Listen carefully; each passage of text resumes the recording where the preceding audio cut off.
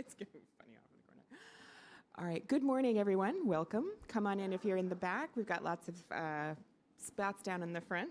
It's a real pleasure to welcome you here, and thank you for coming inside this morning. I know it's not easy on such a beautiful New England fall day.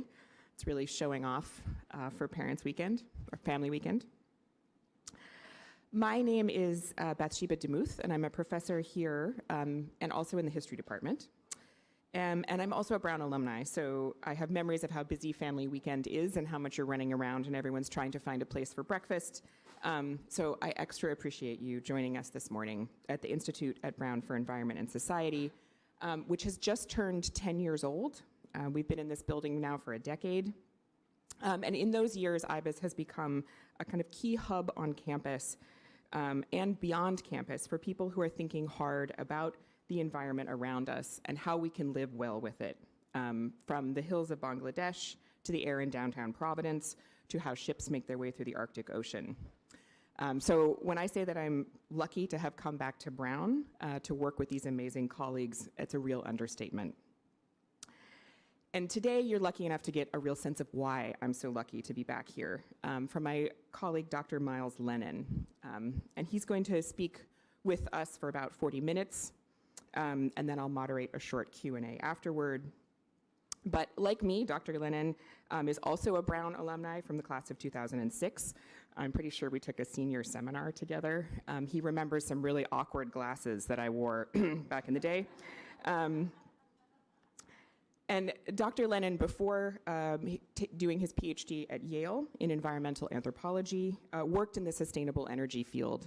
So what he's talking about with us today comes from both the perspective of a practitioner and somebody who has been thinking about it through the lens of anthropology now for years. He came back to join the faculty here at Brown in 2019 and is currently the dean's assistant, but soon to be associate professor of anthropology and environment and society. And I value many things about Dr. Lennon's work and what he brings to us here at IBES. And I could spend this entire hour talking to you about how beloved he is as a professor among our students. And as parents of Brown students, you know that we teach folks with very high standards for their education and deeply involved in making choices about it.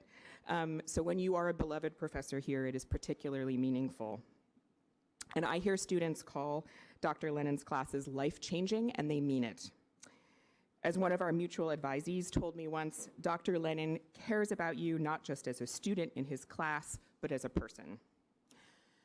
I could also go on about Dr. Lennon's writing, which I teach in several of my own courses here, but will instead exhort you, because I get to do this as the introducing person, to stop by the Brown bookstore and buy his first book, which is also the subject of his talk today, and is called Subjects of the Sun, Solar Energy in the Shadows of Racial Capitalism.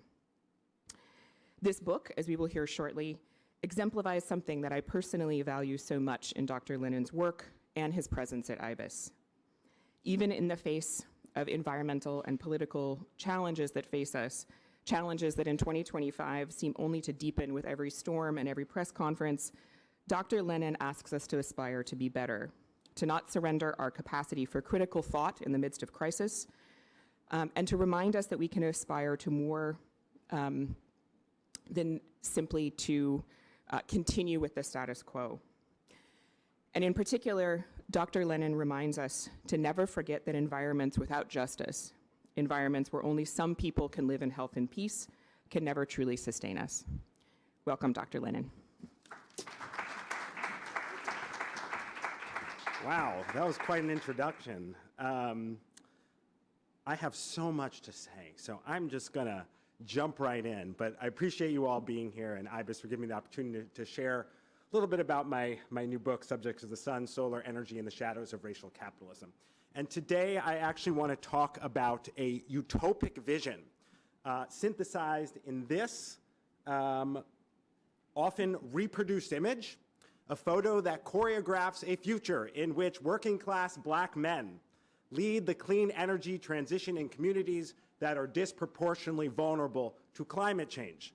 This image is quite often used to illustrate the idea that we can deploy solar in a way that ushers in an economy that overturns the race and class inequalities endemic to fossil-fueled racial capitalism.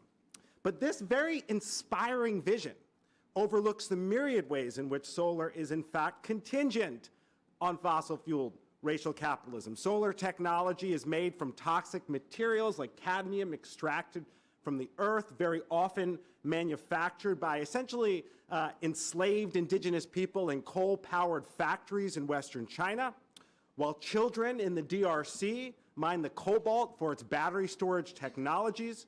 It's transported transnationally with fossil-fueled ships. It's often installed by exploited workers, and it could become a significant e-waste problem in marginalized communities throughout the world. So when this image is mobilized to support the narrative that poor people of color can counter their structural oppression vis-a-vis solar, it tells an incomplete story, and in many regards, a misleading story. The point here is not that solar is good or bad, but rather that renewable energy can simultaneously redress and re-entrench unjust fossil-fueled structures of power. Today, I want to suggest that so many of us overlook this complexity, imagining solar as an unproblematic force of climate justice, partly because we often experience the hard physical infrastructure of solar in the two-dimensional world of our screens through images like this. I conducted several years of ethnographic research on the solar installation companies, experts, and activists who were leading the renewable energy transition in New York City. And I found that so much of the work to protect life on Earth happens through life in the cloud. That renewable energy is as virtual as it is real, and that most of us who champion solar-powered climate justice don't touch, smell, hear, or have any direct sensory relationship with solar electricity outside of digital graphics and screen-based platforms. Today, specifically, I'm going to argue that the material properties of solar infrastructure, its shiny surfaces, decentralized spatiality, and quantifiable currents, interact with our virtual and visual media, Google Earth, spreadsheets, and PowerPoint, in ways that generate the common yet contradictory sense that solar is capable of paradoxically undoing the very structures of power that bring it into being. Now, that was a mouthful, so let me repeat that.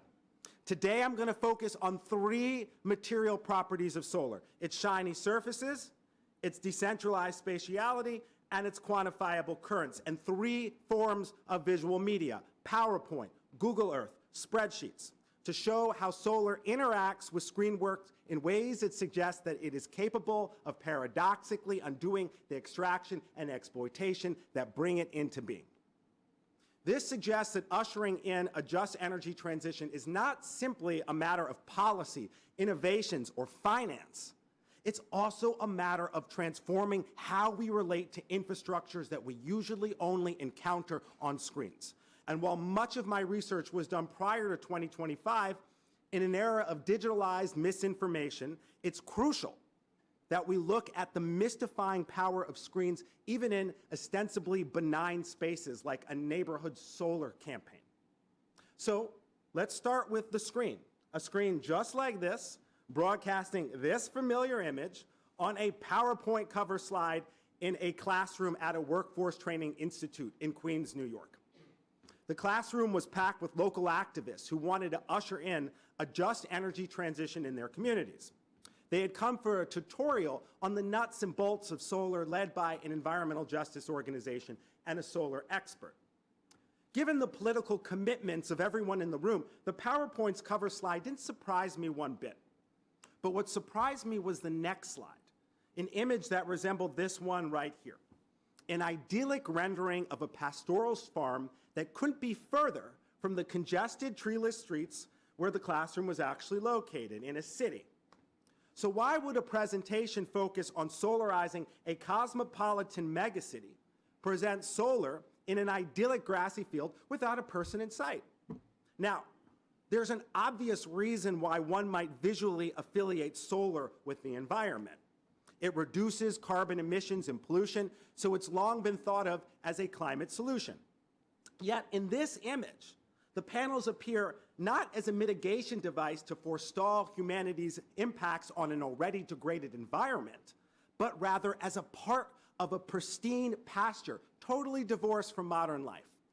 The absence of buildings, concrete, and humans here is significant because it suggests that solar is a part of a natural ecosystem, not an anthropogenic commodity, as though the panels sprouted organically from the grassy plain, obfuscating the exploitative relations that make solar panels possible: silicon extraction, coal-powered factories, the dumping of silicon tetrachloride, fossil fuel supply chains, and the Uyghurs who actually produce these panels. All of this is erased when we see solar as the natural offspring of the land. So, this underscores the question: why would activists fighting for solar in the city naturalize it through appeals to the pastoral?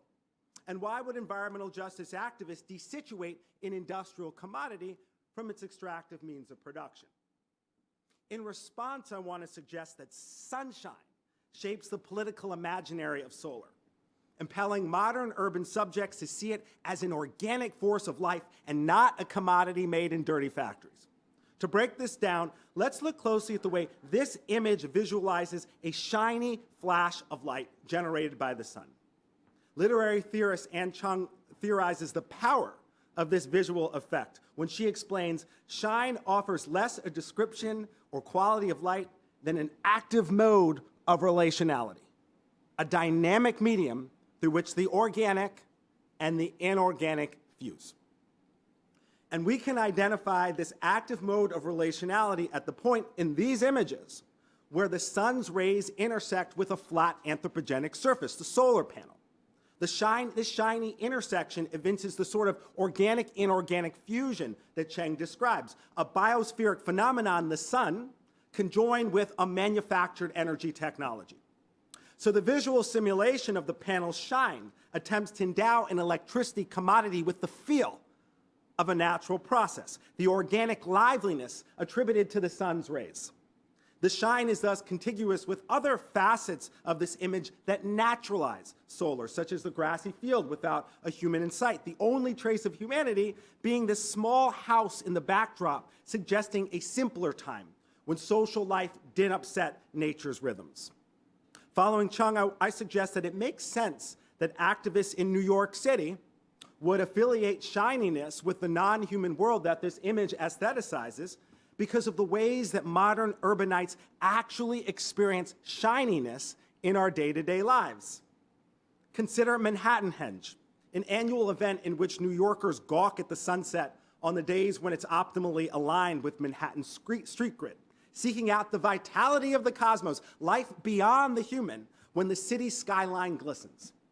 Similarly, numerous city dwellers watch the city skyscrapers with fascination when the towers are kissed by the sun during its descent, engrossed with their environment as the yellow orb in the sky makes their buildings shine.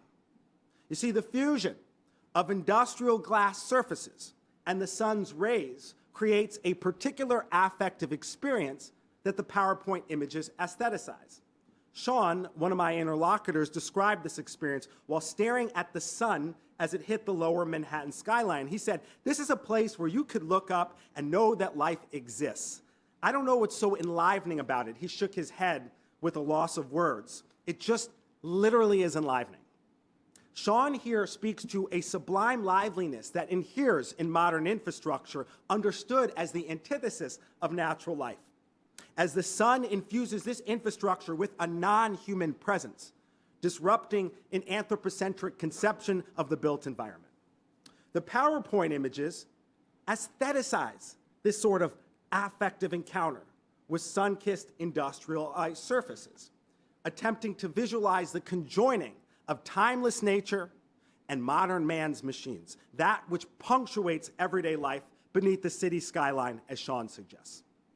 Indeed, in a settler colony built on the Lenape people's homeland, it makes sense that one would affiliate the non-human vitality of shiny skyscrapers with the ostensible purity of a grassy field, because this sort of grassy field harkens to a genre of nature visuals that idealize pristine landscapes that were in fact caused by indigenous genocide. These nature visuals uphold an imaginary of a pure non-human environment, erasing the land's indigenous stewards. In this way, this image locates shiny solar in what William Cronin calls the domesticated sublime. Man-made landscapes that misleadingly look like an awesome non-human nature, as the sun invites our awe by blurring boundaries between the built environment and more than human life. Now, this tendency to see anthropogenic objects as having a life of their own, independent of human production, anthropogenic items appearing as though they are independent of human production. What is this called? You want to say a little louder? Commodity fetishism, that's right. This is known as commodity fetishism. And theorists of commodity fetishism say that capital enables us to see the commodities that humans produce as autonomous, non-human forms of life. But I'm suggesting that the sunshine, not just capital, endows a solar commodity with a life of its own, complicating traditional theories of commodity fetishism like those of Erich Fromm, who suggested that commodities alienate us or separate us from nature. In these images, commodities are fetishized on the grounds that they can actually overcome such alienation. So while solar panels and iPhones are made under comparable conditions with many of the same industrial materials, the sun enables us to see one of these as more natural than the other, to see solar as not merely a life force independent of its production, but also a sublime presence that ameliorates the structural conditions of its production. Yet sunshine is only one piece of the equation here. The medium of PowerPoint is also key, because most New Yorkers don't encounter shiny solar panels in their day-to-day lives. As a technology nestled on multi-story building rooftops that you can't see from the street, a technology that generates no sound, no smell, while also generating streams of charged electrons that can't be detected by the human eye, solar is not something that most of us have any direct sensory relationship with. And in a society of the spectacle, organized around the primacy of sight, digital media is the central way many of us encounter, understand, and relate to the world around us, such that visuals constitute a privileged site for modern subjects to apprehend energy infrastructures that are usually hidden from plain sight and that produce ubiquitous electrical charges that are as powerful as they are invisible. So efforts to get everyday people to support a technology that they'll likely never touch or use in any conventional everyday way demand visual representation in our ocular-centric society. And perhaps no media is better suited to this than PowerPoint, a platform intended to make complex ideas palatable, to render accessible something that is otherwise outside of one's grasp. So while the sun endows an anthropogenic commodity with an air of nature that feels antithetical to anthropogenic commodities, this naturalistic affect relies upon a palatable visual form to make it apprehensible, to distill its general vibe, but with an air of authority. Conditions ripe, of course, for a PowerPoint. Even so, it was not a given that grassroots activists would choose a white-collar medium to tap into a naturalistic imaginary of solar. The choice of PowerPoint bespoke other ideological transformations that solar accelerated, transformations that I began to better understand in a more traditionally technocratic setting, a very sterile office, when I peered at the screen of Celeste, a white solar professional. On Celeste's screen, I saw a Google Earth rendering of roofs in a working-class black community that she was planning a solar installation for. Lacking in green space, the scene in this view illustrates how concrete and man-made surfaces dominate marginalized urban areas, a metonym of environmental injustice, because poor Black and brown communities are home to a greater share of treeless spaces, which in turn gives form to inequities related to flooding, air quality, urban heat island, and food access.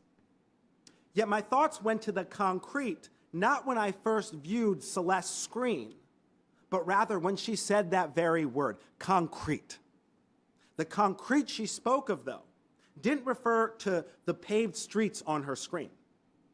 Instead, she was talking about the paradoxically tangible qualities of her virtual labor, the ways in which her work on a screen felt more real, more impactful, more concrete than her previous policy advocacy work. I chose solar because it feels like a more concrete, positive thing that you can achieve for the low-income communities of color I used to organize, she said, contrasting her present technocratic work coordinating the early stages of a solar installation with her previous, more idealistic career leading affordable healthcare campaigns. Yet this concrete work occurred not through a medium that she could actually touch, but instead a cloud-based platform that solely apprehends the built environment through a pixelated aerial view, as she sat in an open office layout nowhere near the truly concrete spaces that she aimed to touch. Her employer, a solar technical assistance provider, works with installation contractors to do this sort of upfront work for solar installations, focusing primarily on marginalized communities. As Celeste and I were talking, she was conducting a preliminary site analysis of rooftops to identify if these rooftops could successfully be solarized. And crucially, if Celeste were addressing any old building, I'm not clear that she would call her Google Earth work concrete. But she was specifically simulating solar arrays for a giant, affordable housing cooperative in a community of color. Solar arrays that, she explained, could yield immediate term savings for people burdened by high energy bills, protecting a demographic that's vulnerable to rampant gentrification in New York City. These savings, their clear impact on poor people's lives in the here and now, rendered her screen work concrete in her analysis, concrete in contrast to idealistic social justice policy. Even so, without knowing the community she was indirectly engaging with through her screen, how could she be so sure that this two-dimensional solar arrays that she affixed to virtual rooftops with a mouse truly catalyzed concrete change? Given the preponderance of actual concrete in the community she viewed from a distance and the environmental injustices that these impermeable surfaces point to, from where did she get this sense that her screen work was the best way to address the community's concrete problems? The answer here largely lies in solar's decentralized topography. Whereas fossil fuel energy is generated in power plants and then distributed to buildings through a centralized network of substations, solar electricity generation is far more diffuse, occurring on the rooftops of people's everyday spaces, their homes, community centers, and schools. This diffuse spatiality decentralizes energy production, enabling individual homeowners, residential cooperatives, commercial property owners, and community organizations to govern the electrical power that they previously could only purchase. But this more democratic form of energy governance is just as reliant on technocratic corporations as centralized energy generation, requiring advanced design, contracting, permitting, financing, and grid interconnection services. As a result, solar creates new opportunities for white-collar energy professionals to work with low-income communities of color that they otherwise have no relationship with. This, in turn, transforms the ideological landscape of energy management, as Celeste illustrates. Because Celeste, you might not think, is actually a self-identified Marxist, ecofeminist, and intersectional activist. That's not really her, that's just a stock photo, but that's what she looks like. But she's not so naive to think that her solar screen work is a transformative change that she desires. Instead, the technical assistance that she provides to building owners is intended to support a market-based approach, a market-based approach to the energy transition, as it entails doing analytical work that enables solar companies to sign customer contracts, in contradistinction to a public sector approach to energy transitions that regards solar as a public good or an entitlement. In this way, her company upholds a market-based form of governance that she, not me, she pejoratively labels neoliberalism. You might have heard this word if you go to Brown University, neoliberalism. A form of racial capitalism that she, not me, she explicitly opposes, enabling energy transition centered on consumer markets as opposed to public ownership. I don't necessarily see revolution to be part of our mission, she said, pointing indicatively at the word Google on her screen.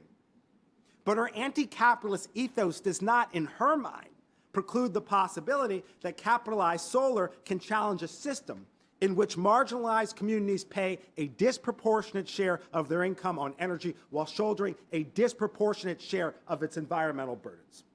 By enabling her to work in such communities, the screen is the medium through which Celeste addresses this energy inequality.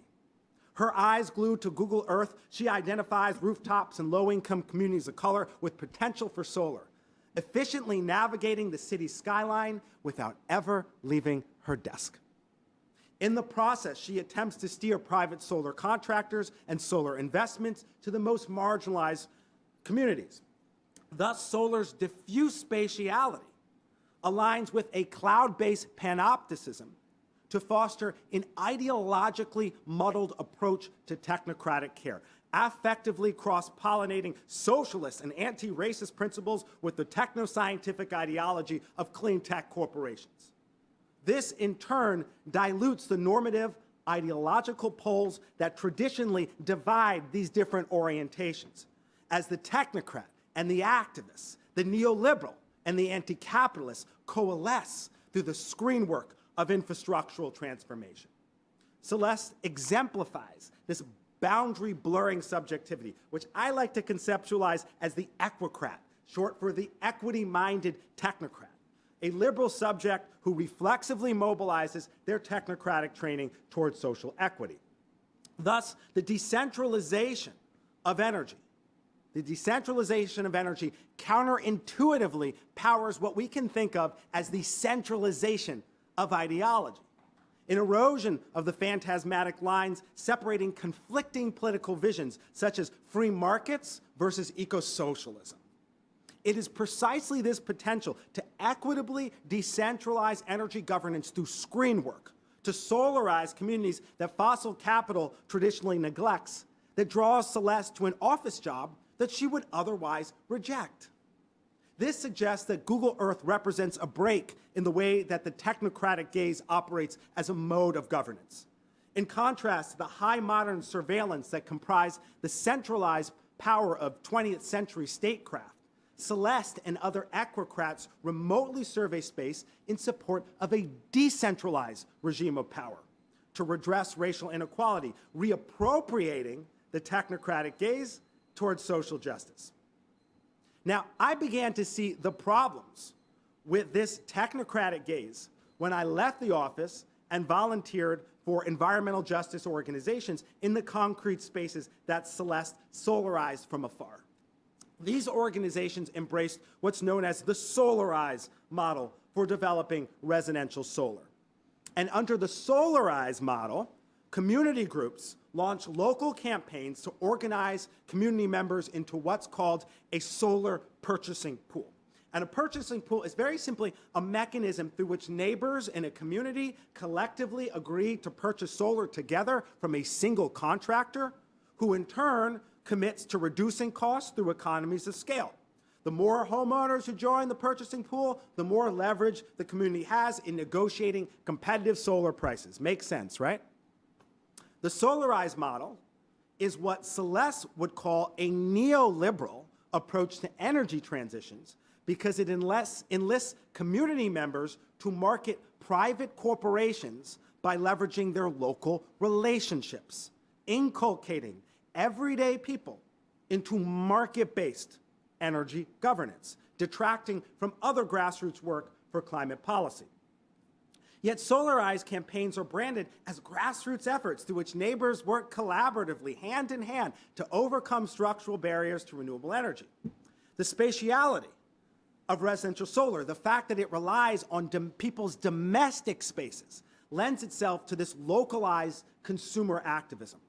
As clusters of sun-exposed rooftops enable community-based organizations to imagine an inclusive clean energy economy in their own backyards.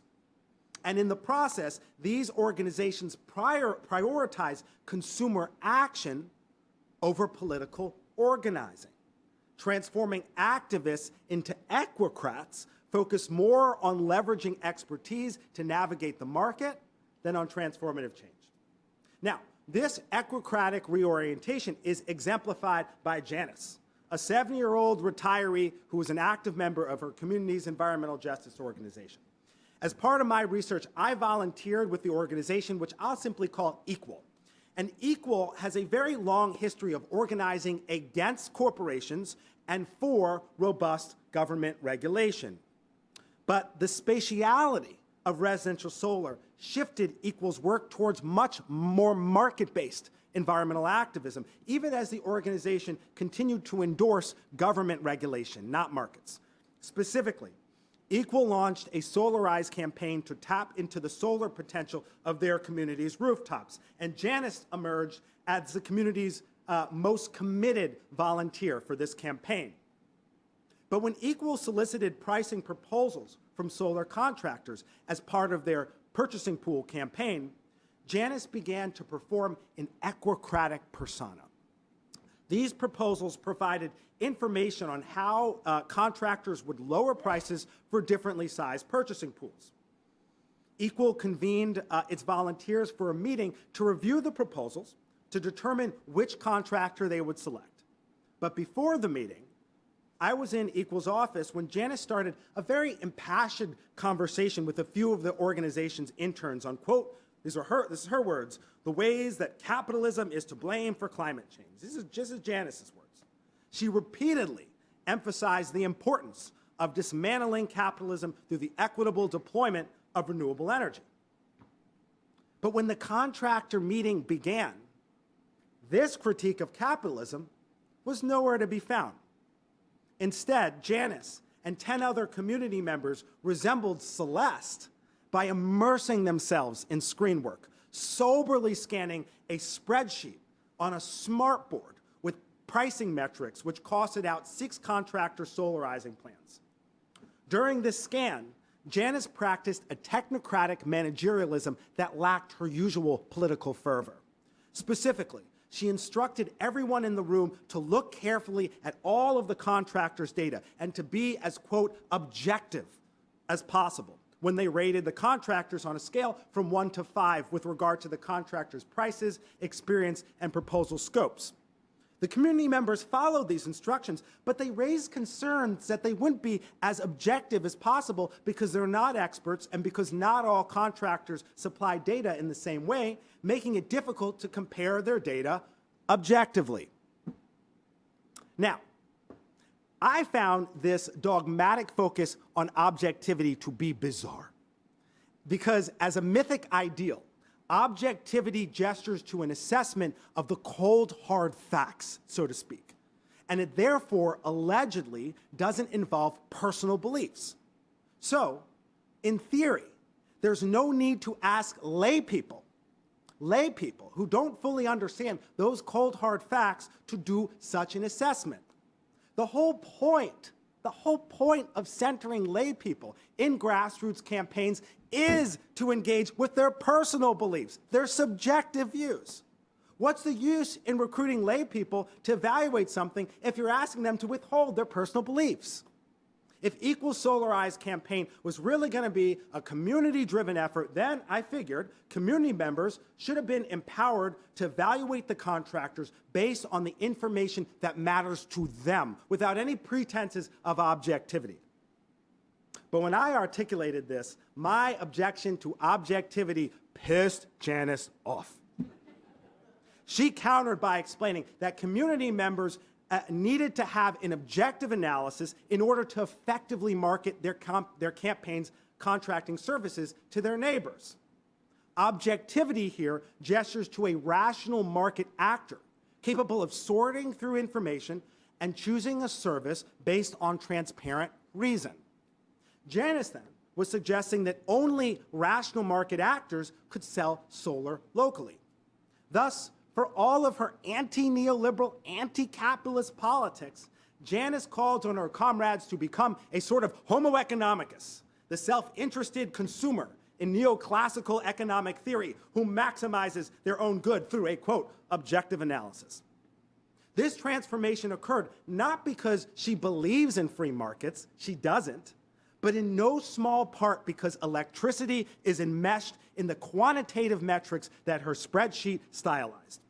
Specifically, the grid demands that we quantify the electricity that we inject into it and withdraw from it to ensure that energy is rapidly consumed when it's produced, because solar electricity cannot be stored, or any electricity cannot be stored in large quantities, unlike most other commodities. So, industrialized electricity literally cannot exist without being quantified, in contrast to, for instance, cars. Of course, it's necessary to numerically quantify most commodities. You cannot produce a car, right, without measurements of its dimensions, for instance. But if you shut down a manufacturing plant after it produces 12 cars without determining this quantity beforehand, the cars it produced still exist. By contrast, you cannot produce industrialized electricity without proactively quantifying it, as failure to do so would cause a blackout.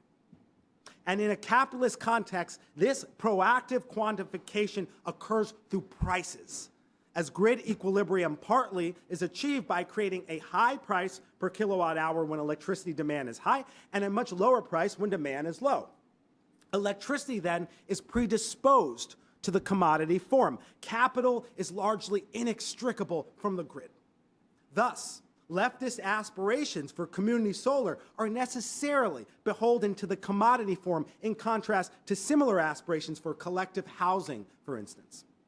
Janice then had no choice but to conceptualize electricity as a market commodity, no matter her anti-capitalist aspirations.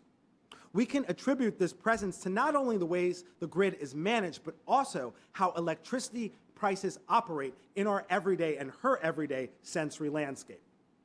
Prices are how most people know and engage with the electricity that they depend on, giving a legible form to streams of electrons that they otherwise can't see. Of course, we can see the effects of electricity, a bright light bulb, for instance, and many marginalized communities are directly exposed to power plant pollution, Freudian slip. But the actual currents that constitute electricity remain imperceptible to the eyes. Market metrics, though, overcome this invisibility. When lay people review, contemplate, pay, and contest their utility bills, prices enable them to engage with electricity generation processes that are largely hidden. Of course, other commodities prices are similarly,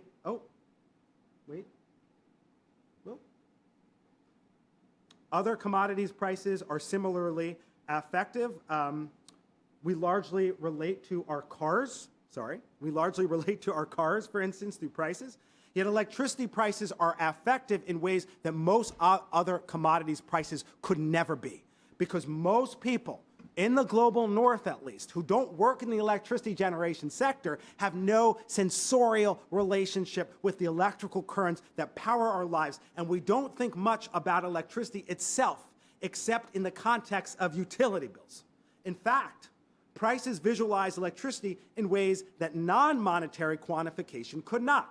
If I say, I have 5 potatoes, most of us can pretty effortlessly conjure a mental image based on this statement, right? 5 potatoes. If I say, I have a 5 megawatt solar electricity system, few lay people could actually envision what this really looks like. So price is the primary mode through which lay persons conceive electricity as a distinct entity.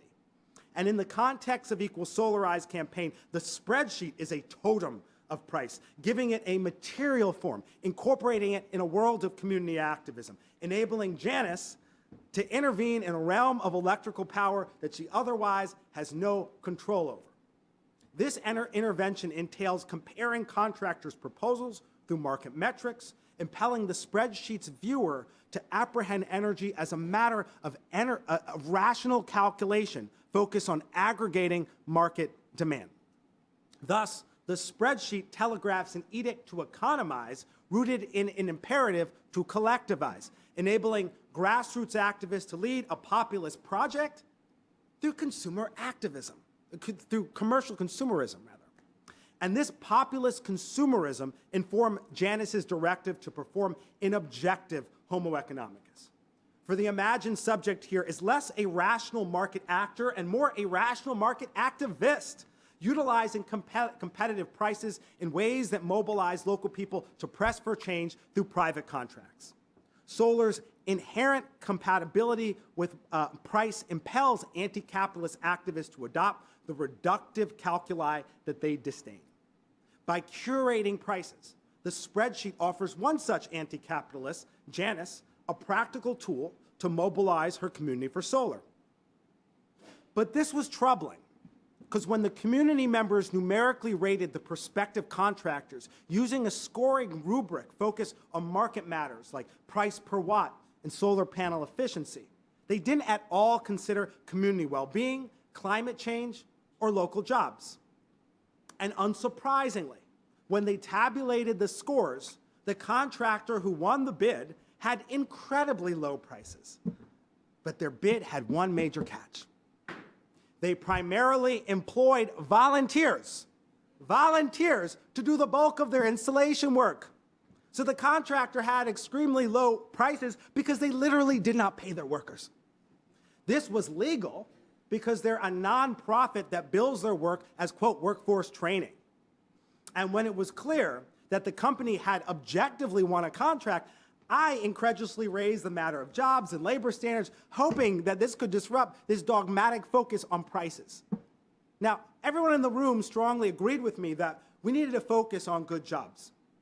But in another surprising twist, most community members said that they couldn't award the contract to another contractor because, one, they had all agreed on scoring parameters, and it would be unfair to change the parameters at this late stage, and two, solar is expensive, so low-income communities of color, like their own, need competitive solar rates.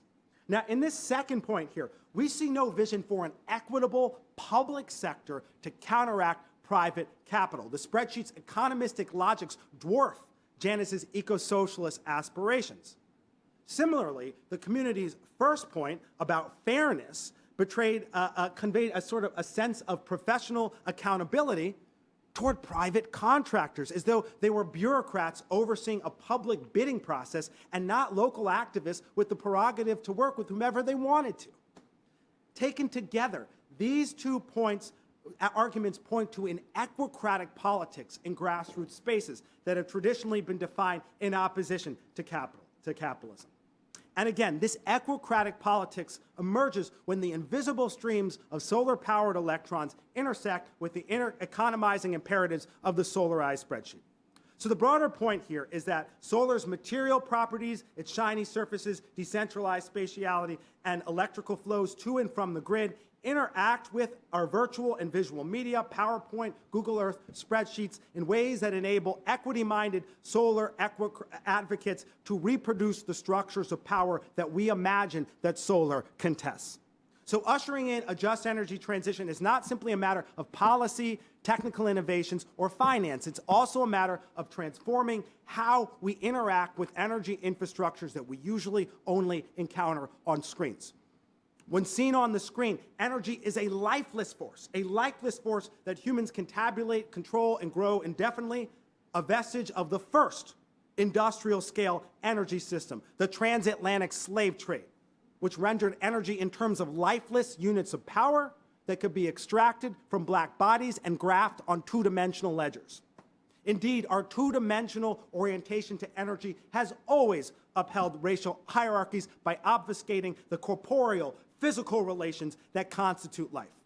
So in closing, To truly transform these relations vis-a-vis solar, I look to BK Rot, a food waste, hauling, and compost nonprofit run by young people of color in Brooklyn. For a very small fee, BK Rot's workers haul food waste with solar-powered cargo trikes from businesses and homes to a community garden. They then use solar-powered mechanical sifters to convert this waste into compost, which they use to generate life in the garden and to sell beyond the garden. Revenues from solar-powered compost sales and waste hauling, combined with nonprofit funding, enable BK Rot to pay their youth workers a living wage for labor that's usually unpaid. Instead of trying to manage humans' impacts on the environment through a screen at a desk, solar power here enables humans to work with the non-human world, positioning the world as a part of an urban landscape.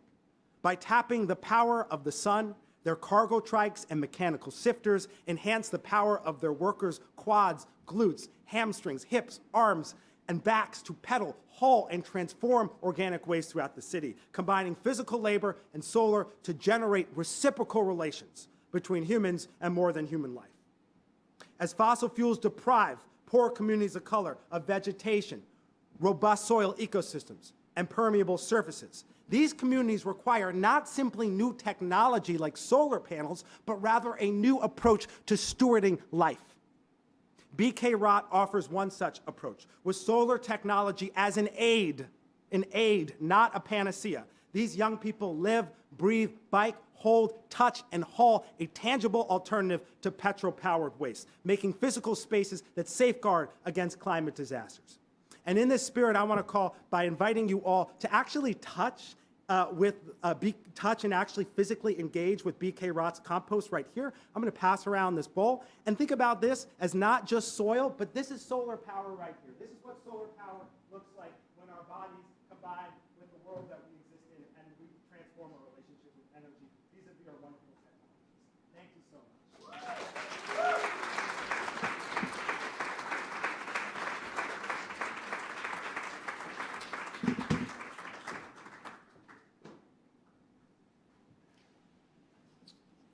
Thank you, Myles. This is confirmation that I really do prefer my compost pile to a spreadsheet, which is very true.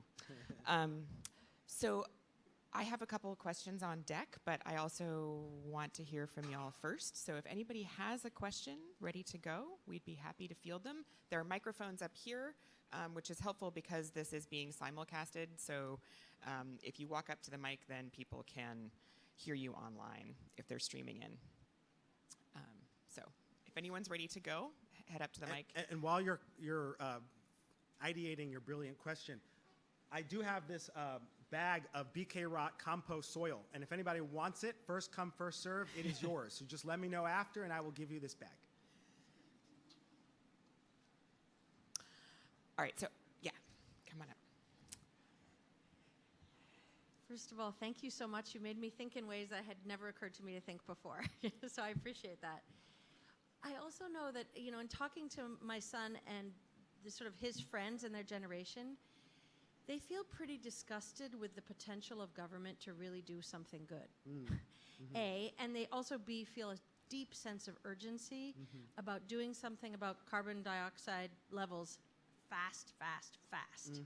And so they feel prepared to make some compromises in order to get this thing done fast. Quickly. Because, you know, the deadline is approaching. Totally. And so while I love the example you gave me of the compost, and I do in fact compost myself, there is a part of me that feels like, I mean, your pictures of the Uyghurs and the kids who are, you know, it's just heart-wrenching. But there is another part of me that thinks, yeah, but we just have to do everything we can, even though it's imperfect, which it clearly is, highly imperfect. But I would love to hear your response to that sense of urgency about do everything we can as fast as possible. Totally. I really appreciate that question. We're dealing with a global climate crisis, and I'm telling you to compost in your neighborhood. It doesn't seem like an appropriate response. But I think that, in fact, I think that spirit of needing to do many things at once, I think that that's certainly a spirit that I endorse. And that if we want to move beyond a panacea vision of change that says we need to just do this one magical thing, deploy solar at this scale, get this number of terawatts of renewable energy power, and then we'll be good. If we want to move beyond that, we need to be doing lots of things. And that does entail large-scale infrastructural transformations with these very flawed technologies deployed in sometimes imperfect ways that can meaningfully reduce our carbon footprint. So I don't want to, I'm not at all belittling the importance of large-scale policy-based work, for instance. However, that work alone, for so many reasons, will not save us, right? And this idea of urgent, while there is urgency, I don't think we need to think of urgency strictly in terms of a carbon budget and these very arbitrary deadlines that we set. Remember, first we had to decarbonize by 2020. Now, then they moved it to 2030. Now they moved to 2050. And when I say they, I'm talking about the sort of arbitrary timelines that we see in these climate reports that are generated by political actors that go to the IPCC and say,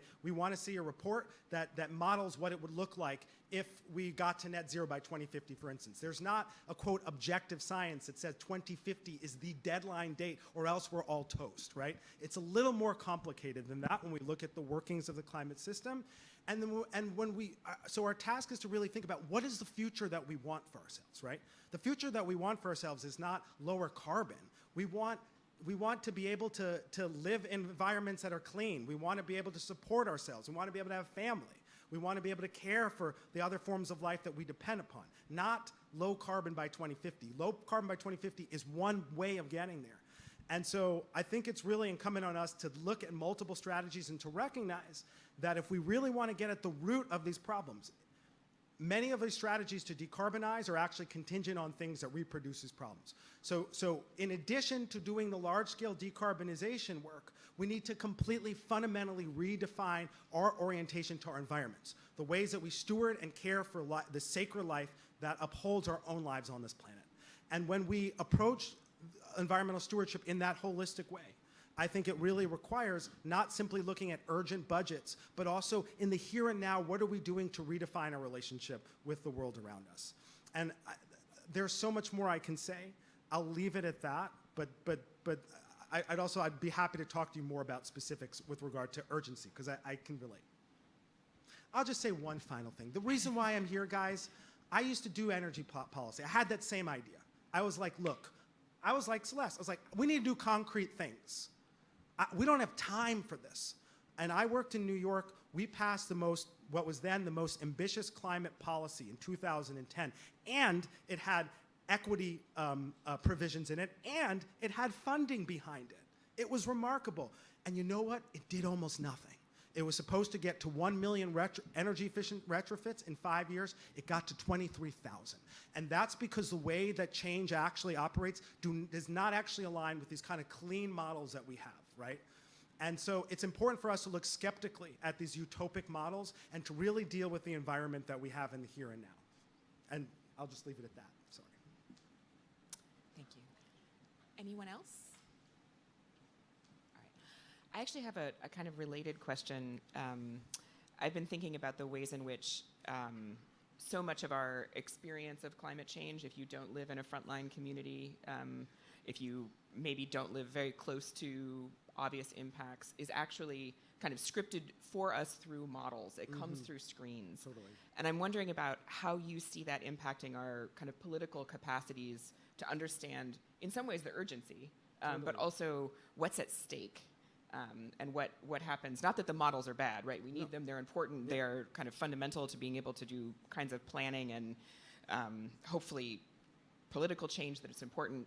But it also struck me that so much of what I know about climate change really comes through a version of a spreadsheet, essentially. Totally. I mean, the climate change, I think, is really unlike any other environmental problem, because the way that and tending to climate change is unlike any other form of environmental stewardship, because most environmental stewardship entails some level of interaction with some proximity to the environmental problem and some interaction with it, right? So if you have a dirty facility in your backyard, you see the plumes of smoke, you can breathe the toxins, right?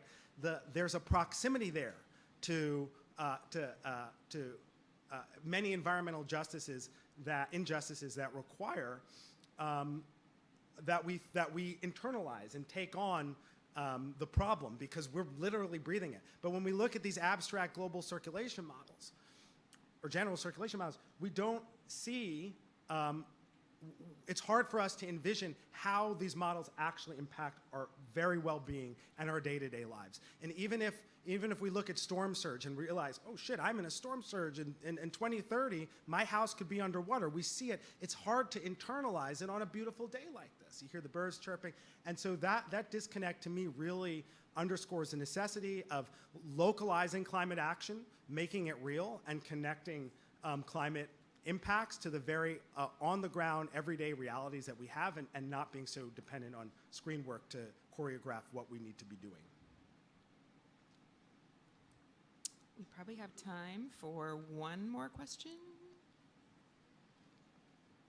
I got one. Thank you for that connection between the iPhone and the solar panel. I think that's actually genius because we have so much built-in awareness of certain kinds of labor, but not other kinds. So I really appreciated that. I live in rural Maine, where the dimensions of the problem are sometimes really different, where it's not, and I was very struck by the argument for the activist going back into their community where they had to sell it based on economic benefits, because that's not real in many rural communities.